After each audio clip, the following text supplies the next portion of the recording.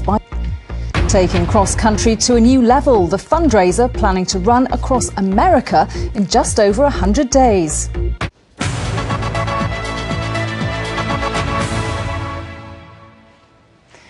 A Newcastle man has set himself an extraordinary challenge to run across the entire width of America. That's more than 3,000 miles from California to New York, and it'll take over 100 days. Well, Mark Allison plans to run 31 miles a day. That's longer than a marathon every 24 hours. He's the first person from the northeast to attempt it, and Mark's doing it to thank hospice staff for caring for his mum. Today, Sharon Barber met him out training. Mark Allison says he's an obese Geordie. He loves bacon sarnies, footy and pies. But he's about to cross America running.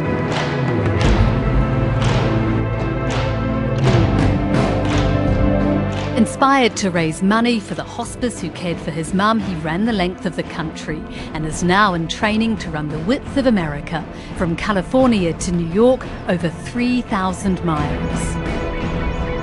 My mother was looked after by St Benedict's Hospice there in Sunderland, and she saw out her final days, unfortunately, there battling cancer. She lost that battle. So since then I've been running to raise funds to repay that debt of gratitude that I feel towards the doctors and the nurses at the hospice. You've got the map here, let's go through it. Yes, well, I start at Huntington Beach, just south of Los Angeles in California.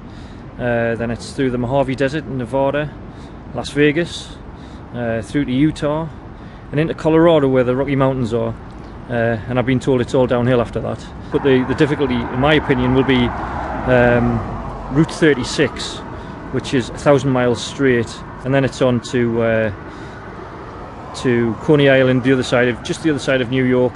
That's where the finish line will be 100 days later. Mark is in no doubt that it will be tough and painful. There are many tricks psychological tricks that you can use, and the main one for me is to think back to the staff at the hospice who cared for my mother, and just to remind myself why I'm doing this run. Mark flies to the States in June for the run, which comes at a high cost. Apart from leaving his family behind, he'll also lose his job. But that's not all. He also expects to lose 5 stones in weight during the run. Well, you know what? You've inspired me. Should we go for a run? Let's do that. Okay.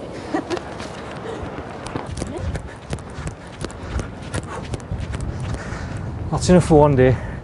I'm off for a bacon sandwich. Sharon Barber, BBC Look North.